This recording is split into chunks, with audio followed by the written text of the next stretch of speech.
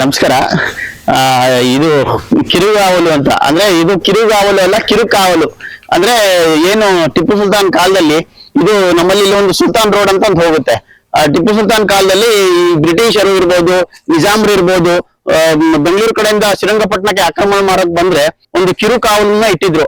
ಅಲ್ಲಿದ್ದಂತಹ ಸೈನಿಕರಿಗೆ ಅವರು ಬೇರೆ ಬೇರೆ ದೇಶದಿಂದ ಮಾವಿನ ಗಿಡಗಳನ್ನ ತರಿಸಿ ಕೊಟ್ಟು ಅಲ್ಲನ್ನ ಬೆಳೆಸಿದ್ರು.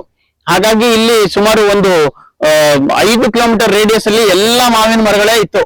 ಯಾವಾಗ ನಮಗೆ KRS ಕಟ್ಟಿದ್ಮೇಲೆ ಅಲ್ಲಿ ನಮ್ಗೆ ಏನು ನೀರಾವರಿ ಸೌಲಭ್ಯಗಳು ಬರಕ್ ಶುರು ಆಯ್ತು, ಅವಾಗ ಎಲ್ರು ಆ ಮಾವಿನ ತೋಟಗಳನ್ನ ಕಟ್ ಮಾಡಿ ಭತ್ತದ ಗದ್ದೆಗಳನ್ನ ಪರಿವರ್ತನೆ ಮಾಡೋಕೋಸ್ಕರ, ಮತ್ತೆ ಮನೆ ಕಟ್ಟಕ್ಕೆ ಇಟ್ಕೆ ಬೇಯಿಸಕ್ಕೋಸ್ಕರ, ಮತ್ತೆ ಬಾಗ್ಲು ಕಿಟಕಿ ಮಾಡ್ಲಿಕ್ಕೋಸ್ಕರ ಮಾವಿನ ಮರಗಳನ್ನ ಕಟ್ ಮಾಡಿ ಅವತ್ತು ಮಾರ್ಕೊಂಡ್ಬಿಟ್ರು.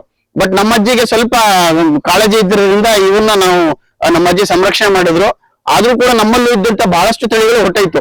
ನಮ್ಮ ಅಜ್ಜಿ ಹೇಳ್ತಿದ್ರು, ನಮ್ಗೆ ತೋಟದ ಒಳಗಡೆ ಹೋಗ್ಬೇಕು ಅಂದ್ರೆ ಒಂದು ಪಂಜ್ ಹಿಡ್ಕೊಂಡು ಹೋಗ್ಬೇಕು ಅಂತ ಹೇಳ್ತಿದ್ರು. ಅಷ್ಟು ಡೆನ್ಶು ಅಂದ್ರೆ ಅಷ್ಟು ಕತ್ತಲಿರ್ತಿತ್ತು, ಒಂದಕ್ಕೊಂದು ಮರ ಅಷ್ಟೊಂದು ಅಂಟ್ಕೊಂಡಿತ್ತು ಅಂತ ಹೇಳ್ತಿದ್ರು. ಮತ್ತೆ ನಮ್ ತಂದೆ ನಮ್ಗೆ ಹೇಳ್ತಿದ್ದಾಗ, ಅವ್ರು ಚಿಕ್ಕವರಿದ್ದಾಗ ಒಂದು ಮರ ಇತ್ತಂತೆ, ಮಾವಿನ ಮರ, ಇಷ್ಟಿಷ್ಟೇ ಸಣ್ಣದು ಗೋಲಿ ಗಾತ್ರದ ಹಣ್ಣು ಇರ್ತಿತ್ತಂತೆ.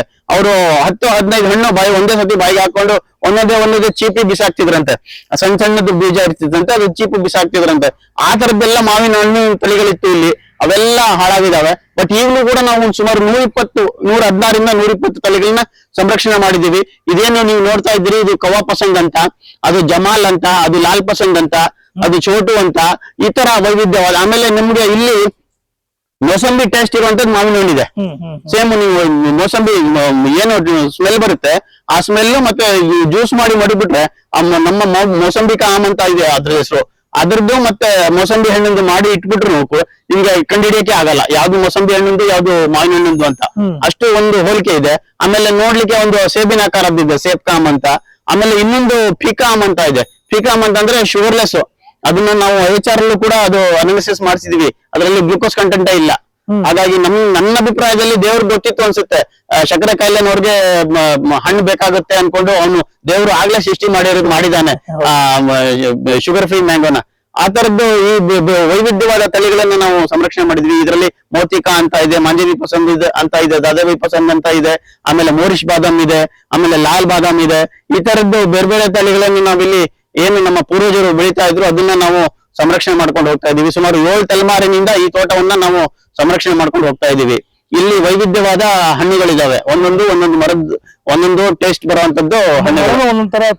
ಹೌದು ಹೌದು. ಇಲ್ಲಿ ಸುಮಾರು ಒಂದು 150 ಮರ ಇದಾವೆ. 150 ಮರದಲ್ಲಿ ನೀವು 116 ವೆರೈಟಿಗಳಿದಾವೆ, ದೊಡ್ಡದು.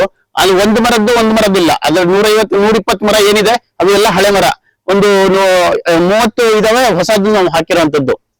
ಈ ಬಾದಾಮಿ ಇರ್ಬೋದು, ಸೇಂದೂರ ಇರ್ಬೋದು, ಅವನ್ನ ಒಂದಷ್ಟು ಹಾಕೊಂಡಿದೀವಿ ನಾವು. ಒಂದು 30 ಮರ ಹಾಕಿದೀವಿ. ಇನ್ನು ಮಿಕ್ಕದೆಲ್ಲ ಹಳೆ ಕಾಲದ ಮರಗಳೇ. ಅದು ನೀವು ಒಂದು ಜೀರಿಗೆ ಸ್ಮೆಲ್ ಬರುವಂತದ್ದು, ಅಪ್ಪೆ ಮಿಡಿ ಇರುವಂತದ್ದು, ಗೊಂಚಲಾಗಿ ಬಿಡುವಂತದ್ದು, ಈ ತರದ್ದು ವೈವಿಧ್ಯವಾದ ಹಣ್ಣುಗಳು ಇಲ್ಲಿ ನಿಮ್ಗೆ ನೋಡ್ಲಿಕ್ಕೆ ಸಿಗುತ್ತೆ. ಇದು ಕವಾ ಪಸಂದ್ ಸರ್, ಏನಾಗುತ್ತೆ ಇದು ನಾವು ಚಿಕ್ಕವರಿದ್ದಾಗ ಮತ್ತೆ ನಮ್ಗೆ ಏನು ಈ ಕವಾ ಪಸಂದ್ ಅಂತ ಗೊತ್ತಾಯ್ತು ಹೆಂಗೆ ಅಂತ ಅಂದ್ರೆ, ಇದು ಹಣ್ಣಾಗೋ ಬರೋ ಟೈಮಲ್ಲಿ ಎಲ್ಲಾ ಕಾಗೆಗಳು ಬಂದು ಇದನ್ನ ತಿನ್ನಕ್ ಶುರು ಮಾಡ್ತವೆ. ನಾವು ನೋಡ್ತಿದ್ವಿ ಚಿಕ್ಕದವರಿದ್ದಾಗ.